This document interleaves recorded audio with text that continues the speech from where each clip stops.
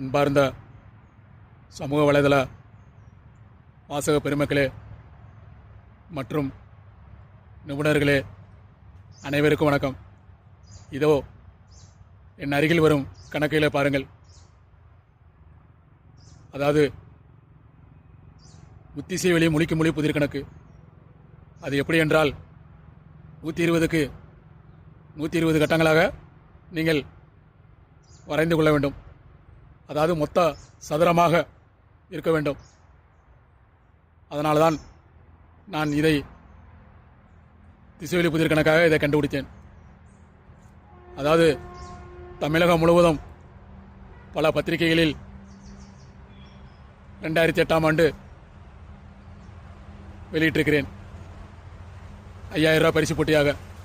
அதுவும் முதல் நபராக ஜெயிப்பவர்களுக்கு நான் 5000 ரூபாய் வழங்குகிறேன் என்று பல மாதங்கள் நேரம் கொடுத்து வெளியிட்டிருந்தேன். யாரும் ஜெயிக்கவில்லை. அதனால் மேலும் நான் யாரும் ஜெயிக்கவில்லை என்று அதிக ஊக்கமடைந்தேன். அதனால தான் இப்போது முத்திசை வெளி மொழிக்கு மொழி புதிர் கணக்கு என்ற கணக்கை நான் கண்டுபிடித்திருக்கிறேன்.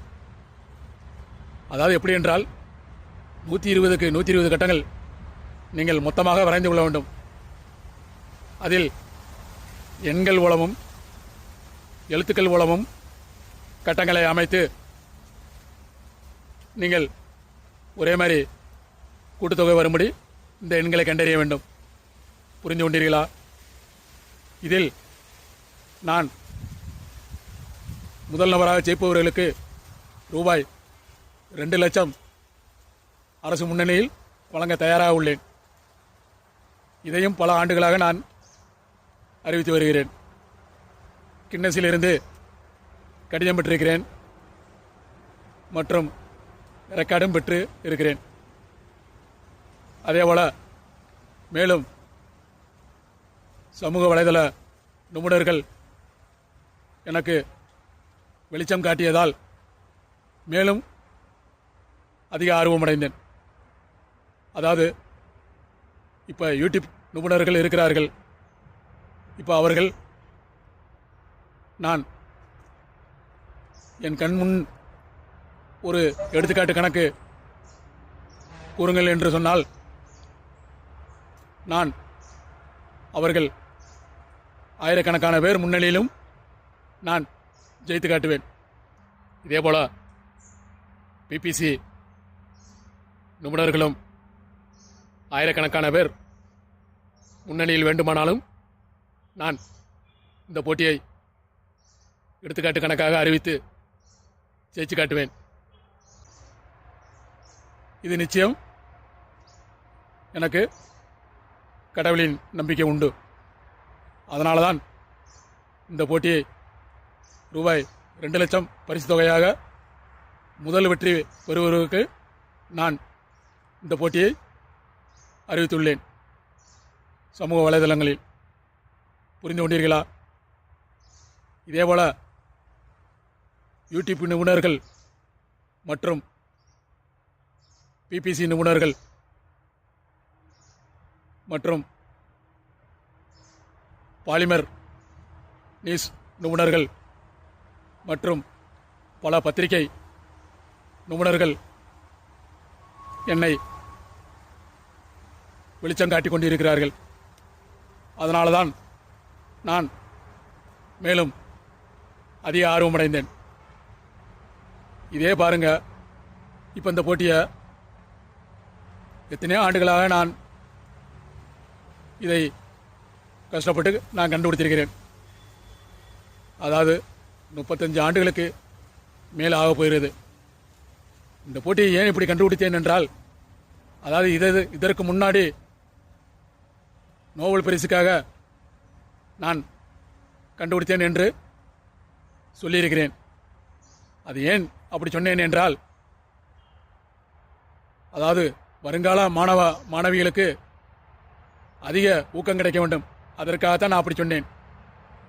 அதாவது நோபல் பரிசுக்காக தனக்காகத்தான் வேணுமென்று நான் சொல்லியிருந்தேன் என்றால் அது சுயநலவாதியை குறிக்கும். நான் அப்படி ஆசைப்பட்டவன் நான் அல்ல.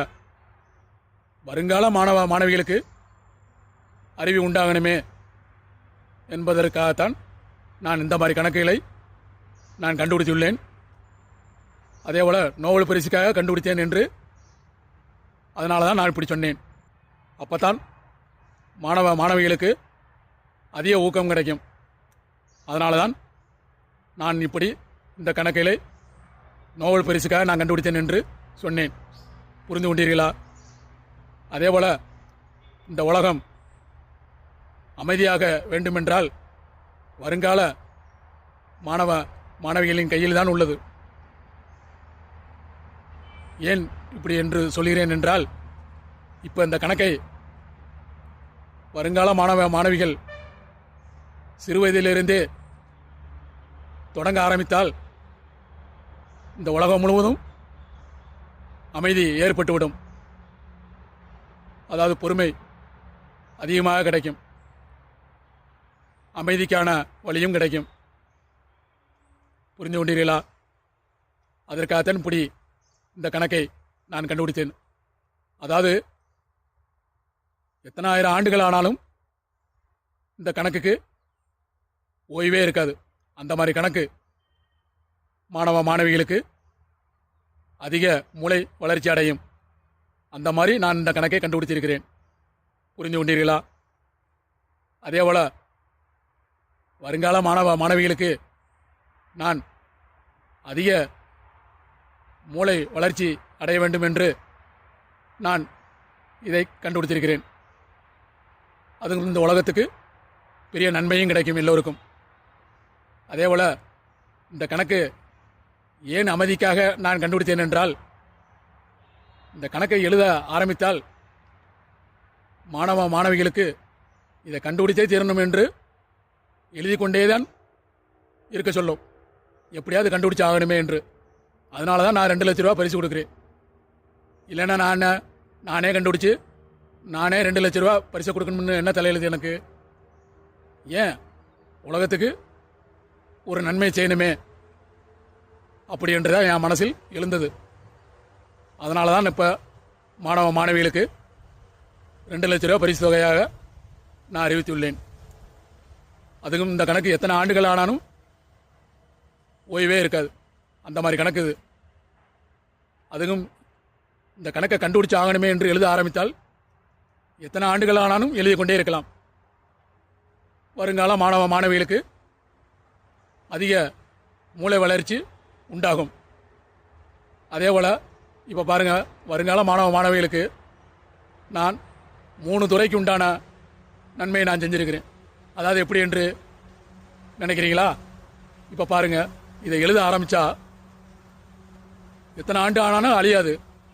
அப்போ என்ன ஆகும்? மேலும் அமைதிக்கான வழி தான் கிடைக்கும். இந்த உலகத்துக்கே பெரிய அமைதி கிடைக்கும். ஆனால் அந்த உலகமே வருங்கால மாணவிகளின் கையில் தான் இருக்கிறது அமைதியாக போகிறதுக்கு. அதனால தான் நான் அப்படி இந்த கணக்கை கண்டுபிடிச்சேன். அப்போ இது கணக்குங்கிறதே நீங்கள் யோசிக்க வேண்டாம். ஆனால் எழுதுறதே உலகத்துக்கு ஒரு அமைதி தான். அதனால தான் நான் இப்படி கணக்கை கண்டுபிடிச்சேன். புரிந்து கொண்டீர்களா?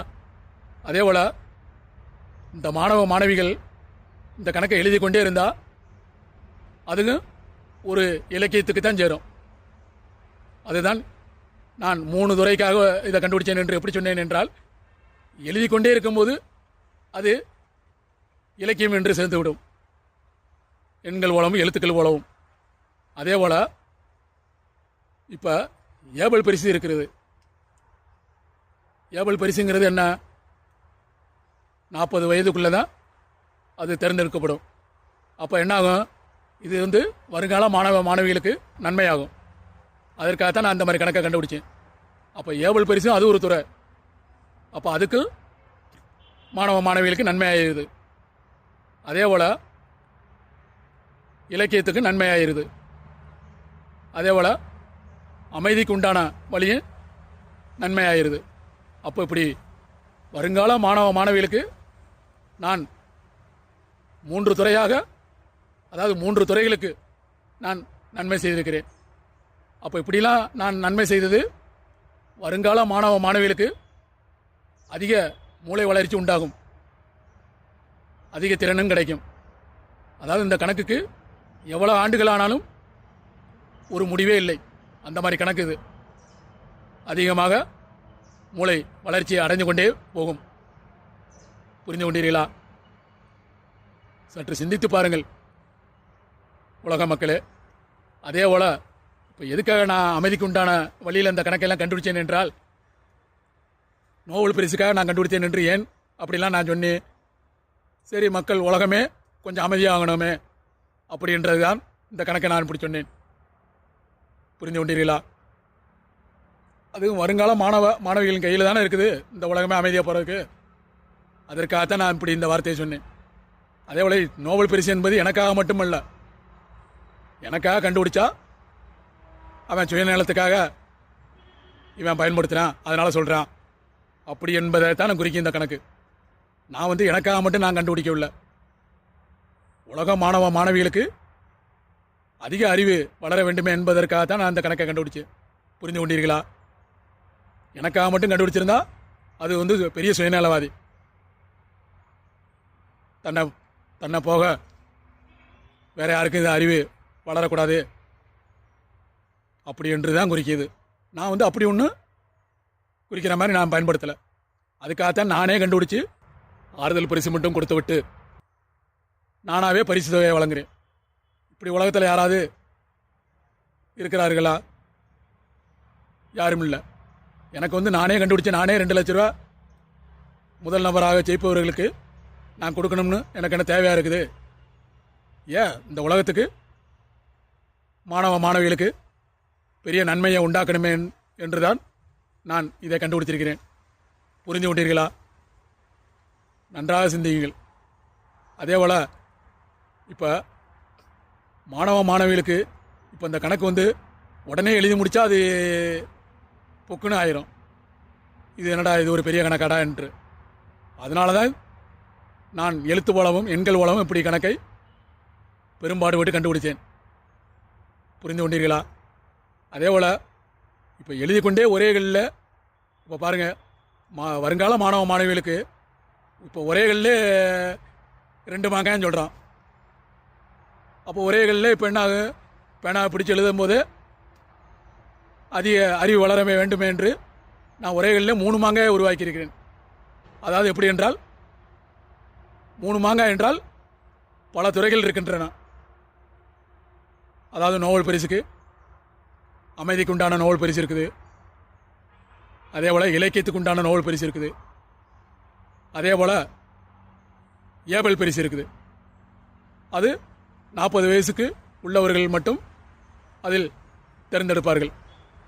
அதனால் அதுவும் வருங்கால மாணவிகளுக்கு அது ஒரு பெரிய நன்மை தானே. நல்லா சிந்திச்சு பாருங்கள் மக்களே. அதனால தான் நான் இந்த மாதிரி ஒரே கல்லில் 3 மாங்காய் வர்ற மாதிரி நான் கண்டுபிடிச்சேன். இப்போது கல் எடுத்து எரிஞ்சோம்னா ஒரே கல்லில் 2 மாங்காய் தெரிஞ்சுன்னு பெரிய சந்தோஷப்படுறாங்க. அதுபோல தான் இந்த கணக்கு. இப்போ ஒரே கல்லில் 3 மாங்காய். புரிந்து கொண்டீர்களா? நன்றாக சிந்தித்து பாருங்கள். அதுக்கு நோபல் நிறுவனம் சிந்திக்க வேண்டாம். இந்த உலக மக்களே சிந்திச்சு பார்க்கட்டும், இதில் நன்மை இருக்குமா இல்லையான்னு. அப்புறம் இதுக்கு வந்து நோபல் நிபுணர்கள் ஒரு முடிவெட்டினா போதும். அது முடிவெட்டினா என்ன? எனக்கு மட்டும் நான் சுயநலவாதியாக நான் கண்டுபிடிக்கல, உலக மாணவிகளுக்கு தான். அதை சிந்திச்சு பார்த்தாலே போதும் இதில் எவ்வளோ நன்மை இருக்குன்னு. அதனால தான் எல்லோருக்கும் பயன்படும்படி இந்த கணக்கை 2 லட்சம் ரூபாய் முதல் நபருக்கு நான் அறிவித்திருக்கிறேன். புரிந்து கொண்டீர்களா? இதோ மீண்டும் சொல்ல வருகிறேன், நன்றாக கவனிங்கள்.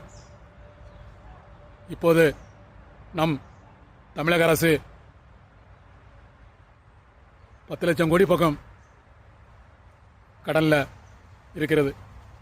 அதாவது இன்னும் குறிப்பிட்ட வருஷத்துக்குள்ள 10 லட்சம் கோடி கண்டிப்பாக வந்துடும். அந்த மாதிரி கடனில் இருக்கிறது. அப்படி இருக்கும்போது நான் இந்த கணக்கை 100 லட்சம் கோடி என்று நம் தமிழக அரசு இந்த உலகத்துக்கு சவால் புரிந்தால் நான் ஜெயிச்சு காட்டுவேன். அதாவது இந்த உலகில் 809 கோடி மக்களுக்கு மேலே இருக்கிறாங்க. அத்தனை கோடி மக்கள் முன்னாடியே நான் அந்த கணக்கை ஜெயிச்சு காட்டுவேன். அப்படி இருக்கும்போது நம்ம தமிழக அரசு 100 லட்சம் கோடி என்று இந்த கணக்குக்கு சவால் விரிந்தா என்ன, பெரிய நன்மை தானே. அப்போ நான் அப்படிலாம் ஜெயிச்சு காட்டும் போது இப்போ தமிழக அரசு 10 லட்சம் கோடி பக்கம் கடலில் ஆக போகுது, அந்த மாதிரி இருக்குது. அப்போ நான் என்ன பண்ணுவேன், 100 லட்சம் கோடியும் ஜெயிச்சு காட்டின பிறகு இந்த 10 லட்சம் கோடியும் அல்லது 15 லட்சம் கோடியாக இருந்தாலும் சரி, அல்லது 16 லட்சம் கோடியாக இருந்தாலும் சரி, நான் தமிழ்நாட்டுக்கு அந்த கடனை அடைக்கத்தான் போகிறேன். அப்போ அப்படிலாம் இருக்கும்போது நம்ம தமிழக அரசு இதுக்கு ஒரு நடவடிக்கை எடுக்கிறதுக்கு என்ன, சிந்தித்து பாருங்க மக்களே. உண்மையிலே நான் ஜெயிச்சு காட்டுவேன். நான் விளையாட்டுக்கும் சொல்லலை, பொய்யும் சொல்லலை. பொய்யெல்லாம் சொன்னால் எதுக்கு நான் இவ்வளோ பத்திரிகையில் நான் வெளியிட்டிருக்க முடியும்? நீங்களே நல்லா சிந்திச்சு பாருங்கள், யோசிச்சு பாருங்கள். அதே போல் இப்போ நம்ம இந்தியா 200 லட்சம் கோடி கடனை சமாளிக்கணும். அப்போ அந்த 200 லட்சம் கோடியை சமாளிக்கணும்னா என்ன வழி? இப்போ இந்திய மத்திய அரசே நினச்சாலும் சரி 200 லட்சம் கோடி இந்த போட்டிக்கு சவால் விட்டாலும் சரி இந்த உலகத்துக்கு, அதற்கு நான் ஜெயிச்சு காட்டுவேன். அந்த மாதிரி நான் கணக்கில் கண்டுபிடிச்சி வச்சிருக்கிறேன். அப்படிலாம் இருக்கும்போது மத்திய அரசும் சரி தமிழக அரசும் சரி இதற்கு ஒரு நடவடிக்கை எடுத்தால் என்ன, அப்போ நம்ம இந்தியாவுக்கு தானே நன்மை, தமிழக அரசுக்கும் பெரிய நன்மை தானே. நான் தான் எத்தனை கோடி ஜெயிச்சாலும் நம்ம நாட்டினுடைய கடனையும் அடைக்கிறேன், தமிழக அரசு கடனையும் அடைக்கிறேன். அப்புறம் இதுக்கு மேலே என்ன பெரிய நன்மை? நான் ஒரு சிவகங்கை மாவட்டத்தில் பிறந்தவன், இளையாங்குடி அருகில் உள்ள உச்சந்தட்டு கிராமத்தில் நான் படித்தவன். அப்படி உள்ளவனா நம்ம தமிழ்நாட்டுக்கு நான் பெருமையை சேர்த்துருக்கேன்ல. அப்போ அப்படி இருக்கும்போது தமிழக அரசு ஒரு நடவடிக்கை எடுக்கிறதுக்கு என்ன, 100 லட்சம் கோடி இந்த உலகத்தில் சவால் புரிஞ்சா நான் ஜெயிச்சு காட்ட தயாராக இருக்கிறேன். இது மிக சத்தியமாக என்று நம்பியிருக்கிறேன். இந்த உலகத்தில் 809 கோடி மக்கள் முன்னாடியே நான் ஜெயிச்சு காட்டுவேன் என்று மிக உறுதியுடன் இருக்கிறேன். அப்படிலாம் இருக்கும்போது தமிழக அரசு என்ன நடவடிக்கை எடுக்கிறதுன்னா நல்லா சிந்திச்சு பாருங்கள் மக்களே.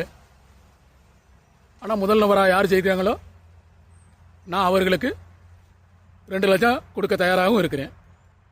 அப்போ யாரும் முன் வரவில்லை, எத்தனையோ ஆண்டா அறிவிச்சிருக்கிறேன்.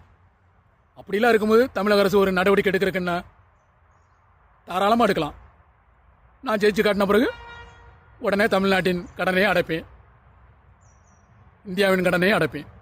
அப்போ அப்படி இருக்கும்போது மத்திய அரசும் தமிழக அரசும் சேர்ந்து நடவடிக்கை எடுக்கலாம். புரிந்து கொண்டீர்களா? இதற்கு நம்ம மக்கள் தான் சிந்திச்சு பார்க்க வேண்டும். உலக மாணவ மாணவிகளும் சிந்திச்சு பார்க்கணும். சரி, இது ஒரு கல்வி தொண்டு தானே என்று. புரிந்து கொண்டீர்களா? இதோ மீண்டும் சொல்ல வருகிறேன், நன்றாக கவனியுங்கள். இந்த போட்டியில் நான் பல பத்திரிகைகளில் எப்படி கேள்விக்குறியெல்லாம் நான் சொல்லியிருக்கிறேனோ அதே போலவே இந்த கணக்கிலும் கரெக்டான கேள்விகள் வர வேண்டும். அதே போன்றே விடைகளை சரியாக கண்டறிய வேண்டும். இதுதான் விதிமுறையில் முக்கியம். ஒரு முறை பயன்படுத்திய எண்ணெய் மறுமுறை பயன்படுத்தாமல் இதை கண்டறிய வேண்டும். புரிந்து கொண்டீர்களா? இதோ மீண்டும் ஒரு சந்தோஷமான செய்தி. இந்த போட்டியில் நான் இந்த பூமியை விட்டு மறைவதற்குள் யாரும் கண்டறிய முடியவில்லை என்றால் அடுத்து நான் இன்னொரு உலகத்திலும் மனித பிறவியாக பிறந்து மறுபடியும் இந்த போட்டியை சவால் விட்டு செய்து காட்டுவேன். அதே போல எத்தனை உலகம் போய்கொண்டே இருக்கிறதோ அத்தனை உலகத்திலும் நான் மனித பிறவியாக பிறந்து இந்த போட்டியை ஜெயித்து காட்டுவேன். அது எனக்கு நிச்சயமாக தோன்றுகிறது. அது ஏன் தோன்றுகிறது என்றால், இந்த பூமியில் யாரும் இன்னும் என்னிடம் யாரும் ஜெயிக்கவில்லை. அதனால்தான் நான் இப்படி கூறுகிறேன். உங்களுக்கு புரிந்து கொண்டீர்களா? சிந்தித்து செயல்படுங்கள். நான் இந்த பூமியில் உயிரோட இருக்கிற வரைக்கும் கண்டுபிடிச்சாதான் 2 லட்சம் பரிசு தொகை பெற முடியும். இந்த பூமியை விட்டு நான் மறைந்து விட்டால் அந்த பரிசு தொகையை யாரும் பெற முடியாது. அப்புறம் நான் இன்னொரு உலகத்தில்தான் போய் இந்த போட்டியை நான் அறிவிப்பேன். அங்கேயும் ஜெயித்து காட்டுவேன். இது நிச்சயம். இதோ மீண்டும் சொல்ல வருகிறேன், நன்றாக கவனிங்கள். கஷ்டமில்லாமல் பணம் பெறுவது ரொம்ப கடினம். அதேபோல் கஷ்டப்பட்டால் பணம் என்பதை பெற முடியும். அதுபோல தான் இந்த கணக்கு. கஷ்டப்படாமலே இவன்ட்ட 2 லட்சம் பரிசை நம்ம வாங்கிடலாம் என்று நினைச்சால் அது செம்மத்துக்கு நடக்காது. மன உறுதியுடன் ஒரு முடிவெடுக்க வேண்டும். அப்பத்தான் இதில் வெற்றி பெற முடியும். புரிந்து கொண்டீர்களா? அதுபோலதான் இந்த கணக்குக்கு நான் நோபல் பரிசுக்காக கண்டுபிடித்தேன் என்று ஏன் அப்படி சொன்னேன் என்றால், அதாவது நோபல் பரிசு என்றால் சும்மா ஒன்றும் தந்துட மாட்டாங்க. கஷ்டம்னா என்னங்கிறத தெரிஞ்சுக்கிறணும். அந்த கஷ்டத்தை உணர்ந்த பிறகுதான் நோபல் பரிசு என்பதை வழங்குவாங்க. அதுபோல இந்த கணக்கு கஷ்டப்படாமே சும்மா வந்துடக்கூடாது என்பதற்காகத்தான் இந்த அளவுக்கு நான் எண்கள் மூலமும் எழுத்துக்கள் மூலமும் கண்டறிந்தேன். அதனால் இதை கஷ்டம்னா எல்லோருமே இது உணர்ந்து பார்க்கணும், எவ்வளோ கஷ்டம் இருக்குதுன்னு. அதுக்காகத்தான் நான் இந்த கணக்கை உலகத்துக்கே போட்டியாக அறிவித்து வருகிறேன். அதாவது உலக மக்கள் ஃபுல்லாகவே, அதாவது 850 கோடி மக்களுக்கு மேலே இருக்கிறாங்க. அத்தனை கோடி மக்களும் இதை முயற்சி செய்து கண்டறிய வேண்டும், இதில் எவ்வளோ கஷ்டம் இருக்குதுன்னு. அதன் பிறகுதான் நோபல் பரிசுக்கும் எவ்வளவு கஷ்டங்கள் இருக்கிறது என்று உணர முடியும்.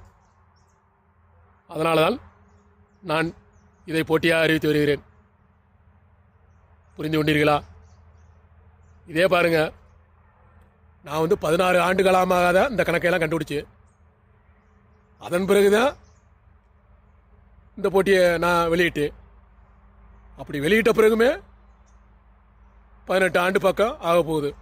அப்படி இருந்தும் யாரும் கண்டுபிடிக்க முடியவில்லை. அப்போ இதில் என்ன தெரிகிறது, எவ்வளோ கஷ்டம் இருக்குது தெரிகிறது எல்லோருக்குமே. புரிந்து கொண்டீர்களா? அதுபோல தான் இந்த போட்டியில் சிந்திக்காதவர்கள்லாம் சிந்திச்சு பாருங்க, எழுதியும் பாருங்க. அப்போ எவ்வளோ கஷ்டம் இருக்குங்கிறத உணர்ந்துக்கிறலாம். முயற்சி செய்யாமல் வாழ்க்கை இல்லை. முயற்சி செய்தால் வெற்றி நிச்சயம் உண்டு. அதுபோல தான் இந்த கணக்கு. கஷ்டப்படாமல் 2 லட்சம் அவ்வளவு எளிதில் பெற முடியாது. கஷ்டப்பட்டால் அரசு முன்னணியில் இந்த 2 லட்சத்தை முதல் வெற்றி பெறும் நபர் பெற்றுக்கொள்ளலாம். இதோ மீண்டும் சொல்ல வருகிறேன், நன்றாக கவனியுங்கள். நம்ம எல்லோரையும் கடவுள் படைத்தது எதற்காக? எல்லோருமே உழைச்சி வாழ வேண்டும், சமாதானமாக போக வேண்டும் என்றுதான் கடவுள் நம்மளை எல்லோரையும் படைத்திருக்கிறார். அதை நான் மனதில் வைத்து கொண்டுதான் இது ஒரு லட்சியமாக எடுத்துக்கொண்டு நான் இந்த மாதிரி கணக்கை கண்டுபிடித்தேன். அவர் கொடுத்த உழைப்புக்கு நான் இந்த கணக்கை நிறைவேற்றியிருக்கிறேன்.